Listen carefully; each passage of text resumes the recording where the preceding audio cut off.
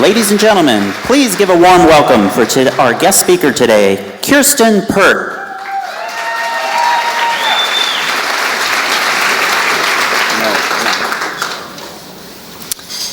I remember the summer of 2006 like it was yesterday.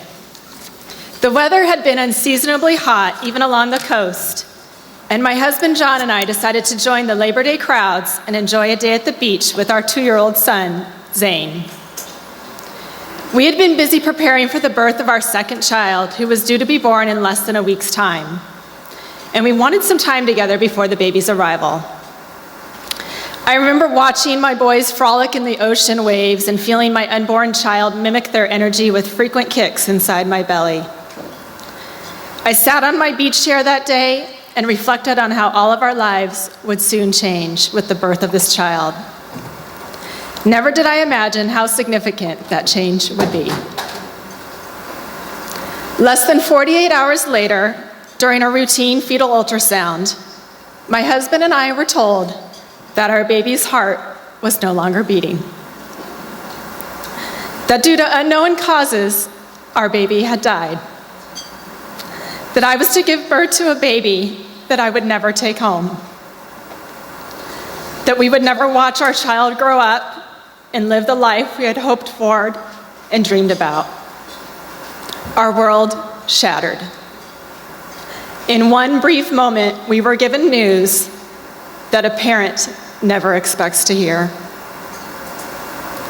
On September 7th, 2006, 5 days shy of her first full-term due date, our daughter Emma was born on the labor and delivery unit at Mission Hospital. She was 6 pounds, 11 ounces, 20 inches long, beautiful, and perfect.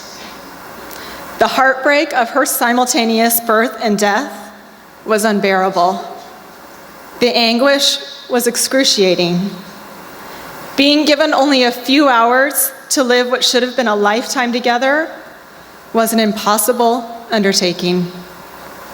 And saying goodbye to Emma for the last time was the most difficult thing I have ever done. The day after I was discharged from the hospital, brokenhearted and empty-handed, my husband and I were driving northbound on Interstate 5 when we passed the Crown Valley Parkway off-ramp. Sitting over at Mission Hospital, I told my husband that eventually I would like to spend some time at Mission, volunteering, helping others who experienced what we just had. He, of course, told me I was getting ahead of myself, and perhaps I was. But here I stand before you, living proof of a self-fulfilling prophecy made that day. The days, weeks, and months that followed were dreadful. The pain was suffocating. I was catapulted into a world I knew nothing about. However, I quickly learned that stillbirth is terribly misunderstood. I felt so alone. This made the grief significantly more difficult, and these emotions fueled my continued yearning to help others. I made a silent vow that somehow I would effect some degree of change for families facing this same tragedy. My involvement with Mission Hospital is evidence of that promise unfolding. Initially, I joined the Perinatal Bereavement Committee, charged with reviewing and revising infant loss policies and protocols. It was here that I shared insight and resources that only a former patient, and in this case, a bereaved parent, could offer. Over time, this involvement has resulted in many enhancements to Mission Hospital's perinatal bereavement program, some of which include professional remembrance photography, now being offered to families who suffer the loss of a baby, a comprehensive review and revision of infant loss materials that are presented to patients, additional bereavement education and sensitivity training for maternity floor nurses, and the recent approval of a peer-to-peer support program specifically for bereaved parents. My involvement broadened when I joined Mission Hospital's first Patient Family Advisory Council in 2008, dedicated at that time specifically to maternity care. This was a timely shift in my involvement since in that same year, I once again became a maternity patient myself with the emotional birth of our third child, Mila. 4 years later, I remain an active member of this Patient Family Advisory Council and proudly serve as its chair. Our council now focuses on various aspects of women's health with a current emphasis on maternity care and breast health. Much has resulted from this collaborative relationship forged with Mission Hospital, and through the efforts of many, we have many accomplishments to be proud of. My efforts to bring about change spread beyond the campus of Mission Hospital as well. Following Emma's birth, I made an inquiry about her birth certificate, but was informed that a stillborn baby was only to receive a death certificate. I was confused. I had given birth, and the state was acknowledging Emma's death, but there would be no official acknowledgement of her birth. My daughter may have been stillborn, but she was, after all, still born.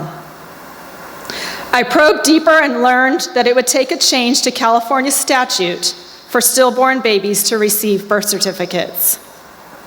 I was intrigued. And within a few short months, I found myself engrossed in a complicated, yet in the end successful, legislative journey. And so today, after countless hours of tireless lobbying, change prevails. California parents experiencing stillbirth may now request a birth certificate for their child.